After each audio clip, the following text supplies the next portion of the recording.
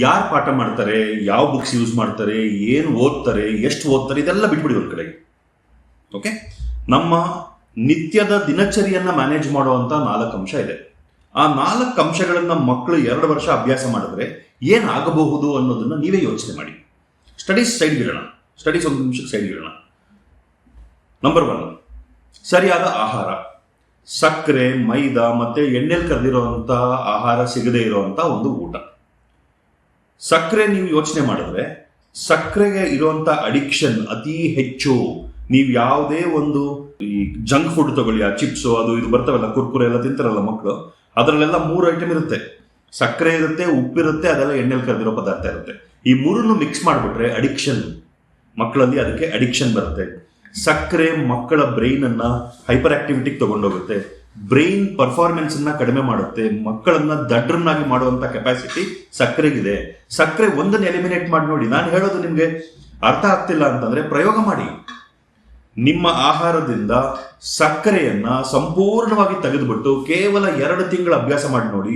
ನಿಮಗೆ ನಿದ್ದೆ ಕಡಿಮೆ ಆಗುತ್ತೆ, ಆಯಾಸ ಕಡಿಮೆ ಆಗುತ್ತೆ, ಎನರ್ಜಿ ಜಾಸ್ತಿ ಇರುತ್ತೆ, ಕಾನ್ಸಂಟ್ರೇಷನ್ ಜಾಸ್ತಿ ಆಗುತ್ತೆ, ಫೋಕಸ್ ಜಾಸ್ತಿ ಆಗುತ್ತೆ, ನೆನಪಿನ ಶಕ್ತಿ ಹೆಚ್ಚಾಗುತ್ತೆ, ಕ್ಲಾರಿಟಿ ಜಾಸ್ತಿ ಬರುತ್ತೆ, ಮೆಂಟಲ್ ಕ್ಲಾರಿಟಿ. ನಾನು ಹೇಳ್ತಿರೋದು ಒಂದೇ ಅಂಶ ಇದು, ಸಕ್ಕರೆ. ಪ್ರಯೋಗ ಮಾಡಿ. ನಾನು 16 ವರ್ಷಗಳು ಪ್ರಯೋಗ ಮಾಡಿದ್ದೀನಿ ಇದನ್ನ ಮಾಡಿರೋರು ಎಲ್ಲರಿಗೂ ಇದೇ ಅನುಭವ ಇರುತ್ತೆ. ಸಕ್ಕರೆ ಒಂದು ಅಂಶ ಆಯ್ತು. ಮೈದಾ, ಆಹಾರದ ಮಾತ್ರ ಮಾತಾಡ್ತಿದ್ದೀನಿ ನಾನು. 4 ಅಂಶಗಳಿದೆ ನಮ್ಮಲ್ಲಿ, ನಮ್ಮ ದಿನಚರಿಯಲ್ಲಿ 4 ಅಂಶಗಳು ಮಕ್ಕಳಿಗೆ ಅಭ್ಯಾಸ ಮಾಡಿಸುವಂಥದ್ದು. ನಾನು ಬರೀ ಆಹಾರದ ಭವಿಷ್ಯ ಮಾತಾಡ್ತಿದ್ದೀನಿ. ಮೈದಾ ಹಿಟ್ಟಲ್ಲಿ ಇರುವಂತಹ ಆಹಾರಗಳು ನಮ್ಮ ಜೀರ್ಣ ಶಕ್ತಿಯನ್ನ ನಿಧಾನ ಮಾಡುತ್ತೆ. ಕರಳಿನಲ್ಲಿ ಆಹಾರ ಪಾಸ್ ಆಗೋದು ಸ್ಲೋ ಆಗುತ್ತೆ, ಕರಳಿನಲ್ಲಿ ಅಬ್ಸಾರ್ಪ್ಷನ್ ಕಡಿಮೆ ಆಗುತ್ತೆ. So that will reduce activity ಕಡಿಮೆ ಮಾಡುತ್ತೆ. ನೀವು ಮೈದಾ ಇರುವಂತ ಆಹಾರ ತಿಂದಾಗ ನಿಮ್ಮ ಮನಸ್ಸು ಒಂಥರ ಸೋಂಬೇರಿತನ ಬರುತ್ತೆ, ಅದರಲ್ಲಿ ಸ್ಲಗಿಶ್ನೆಸ್. ಮೈದಾ ಎಲಿಮಿನೇಟ್ ಮಾಡಿದ್ರೆ ಆಕ್ಟಿವಿಟಿ ಇಂಪ್ರೂವ್ ಆಗುತ್ತೆ, ಅಬ್ಸಾರ್ಪ್ಷನ್ ಇಂಪ್ರೂವ್ ಆಗುತ್ತೆ, ಪೌಷ್ಟಿಕಾಂಶಗಳನ್ನ ನಿಮ್ಮ ಕರಳು ಚೆನ್ನಾಗಿ ಅಬ್ಸಾರ್ಬ್ ಮಾಡುತ್ತೆ. ಎಣ್ಣೆಯಲ್ಲಿ ಕರೆದಿರೋ ಪದಾರ್ಥಗಳು ಅಷ್ಟೇ, ಜಿಡ್ಡು ಮನಸ್ಸಿಗೆ ಅದೊಂಥರ ತಾಮಸಿಕ ಆಹಾರ, ಮನಸ್ಸನ್ನ ಸೋಂಬೇರಿತನ ತಳ್ಳುತ್ತೆ, ನಿದ್ದೆ ಹೆಚ್ಚು ಮಾಡುತ್ತೆ. ಈ 3ನ್ನ ಎಲಿಮಿನೇಟ್ ಮಾಡಿಬಿಟ್ರೆ ಸಾಕು, ನಿಮ್ಮ ಮಕ್ಕಳಿಗೆ ವಿದ್ಯಾಭ್ಯಾಸ ಇಂಪ್ರೂವ್ ಆಗೋದಕ್ಕೆ ಬೇಕಾಗಿರುವಂತ ಎಷ್ಟೋ ಅಂಶಗಳು ಕರೆಕ್ಷನ್ ಆಗೋಗ್ಬಿಡುತ್ತೆ. 2ನೇ ವಿಷಯ, ಪ್ರತಿದಿನ ಯೋಗ ಮಾಡಬೇಕು. ಪ್ರತಿದಿನ ಬೆಳಗ್ಗೆ 5 ಗಂಟೆಗೆ ಎದ್ದೊಳ್ಬೇಕು. 5:15 6:15 ಯೋಗ ಗುರುಗಳ ಮಾರ್ಗದರ್ಶನದಲ್ಲಿ ಯೋಗ ಮಾಡಬೇಕು 1 ಗಂಟೆ. ನಿಮ್ಮ ಸುತ್ತಮುತ್ತ 2 ವರ್ಷಗಳ ಕಾಲ ಪ್ರತಿದಿನ 1 ಗಂಟೆ ಯೋಗ ಮಾಡಿರುವಂತವ್ರು ಯಾರಾದರೂ ಇದ್ರೆ ಅವ್ರ ಹತ್ರ ನೀವು ಮಾತಾಡಿ ನೋಡಿ, ಅದರ ಪರಿಣಾಮ ಏನಾಗುತ್ತೆ ಅಂತ ಅನ್ನೋದು. ಮನಸ್ಸು ಏಕಾಗ್ರತೆಯಿಂದ ಇರಬೇಕು ಅಂತಂದ್ರೆ ಅದು ಡಿಸ್ಟ್ರಾಕ್ಷನ್ಸ್ ಅನ್ನ ಅವಾಯ್ಡ್ ಮಾಡುವಂತ ಶಕ್ತಿ ಇರಬೇಕು. ಸುತ್ತಮುತ್ತ ಏನೇ ನಡೀತಿರ್ಲಿ, ನನಗೆ ಬೇಕಾಗಿರೋದ್ರ ಮೇಲೆ ನಾನು ಏಕಾಗ್ರತೆಯಿಂದ ಕೊಡ್ತೀನಿ ಅಂತ ಆದ್ರೆ ಮನಸ್ಸನ್ನ ನಿಗ್ರಹ ಮಾಡೋ ಶಕ್ತಿ ಇರ್ಬೇಕು ನಮಗೆ. ಪುಸ್ತಕ ಇದೆ, ಟೀಚರ್ ಇದ್ದಾರೆ, ನಮ್ಗೆಲ್ಲ ಅನುಕೂಲಗಳಿದೆ ಅಂದ ಮಾತ್ರಕ್ಕೆ ಓದಕ್ಕಾಗೋದಿಲ್ಲ. ಆ ಮನಸ್ಸಿನ ಏಕಾಗ್ರತೆಯನ್ನು ಸಾಧಿಸೋದಕ್ಕೆ, ಶರೀರದ ಆರೋಗ್ಯವನ್ನು ಸಾಧಿಸೋದಕ್ಕೆ ಯೋಗ ಸಹಾಯ ಮಾಡುತ್ತೆ. ಪ್ಲಸ್ ನಮ್ಮಲ್ಲಿ ಯೋಗ ಗುರುಗಳ ಮಾರ್ಗದರ್ಶನದಲ್ಲಿ ನಡೆಯೋದ್ರಿಂದ ತರಬೇತಿ 2 ವರ್ಷದಲ್ಲಿ ಅವರು ಏನೂ ಗೊತ್ತಿಲ್ಲದೆ ಇರೋ ಮಟ್ಟದಿಂದ ಒಂದು advanced level of yoga practice ವರ್ಗೂ ಹೋಗ್ತಾರೆ. ಅವರ ಜೀವನ ಸಂಪೂರ್ಣವಾಗಿ ಸುಧಾರಣೆ ಆಗೋಗ್ಬಿಡುತ್ತೆ ಇದರಿಂದ. ಇದು 2ನೇ ಅಂಶ. 3ನೇ ಅಂಶ, ಪ್ರತಿದಿನ 1 ಗಂಟೆ ಆಟ ಆಡಬೇಕು ಅಥವಾ ಏನಾದರೂ ಒಂದು ಫಿಟ್ನೆಸ್ ಟ್ರೈನಿಂಗ್, ಸ್ಟ್ಯಾಮಿನಾ ಬಿಲ್ಡ್ ಮಾಡಬೇಕು. ಮಕ್ಕಳಲ್ಲಿ ಫಿಸಿಕಲ್ ಸ್ಟ್ರೆಂತ್, ಸ್ಟ್ಯಾಮಿನಾ, ಫ್ಲೆಕ್ಸಿಬಿಲಿಟಿ 3 ಇರಬೇಕು. ಶರೀರ ಗಟ್ಟಿಯಾಗಿದ್ದಾಗ, ಶರೀರ ಸುಸ್ಥಿರವಾಗಿದೆ ಅಂತಂದ್ರೆ ಮನಸ್ಸು ಚೆನ್ನಾಗಿ ಕೆಲಸ ಮಾಡುತ್ತೆ.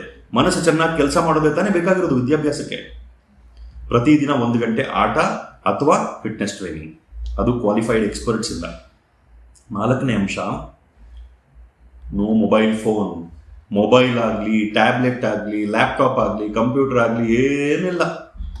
ಅವ್ರಿಗೆ ಬೇಕಾಗಿರುವಂಥ ಎಂಟರ್ಟೈನ್ಮೆಂಟ್ ನಾವೇ ನಮ್ಮ ಕ್ಯಾಂಪಸ್ಸಲ್ಲಿ ಫೆಸಿಲಿಟೇಟ್ ಮಾಡ್ತೀವಿ, ಅನುಕೂಲಗಳನ್ನು ಮಾಡಿಕೊಡ್ತೀವಿ. ಸಿನಿಮಾ ನೋಡೋದಕ್ಕೆ ದಾರಿ ಇದೆ. ಆದರೆ ಅವ್ರ ಕೈಯಲ್ಲಿ ಮೊಬೈಲ್ ಆಗಲಿ, ಟ್ಯಾಬ್ಲೆಟ್ ಆಗಲಿ ಏನೂ ಇಲ್ಲ.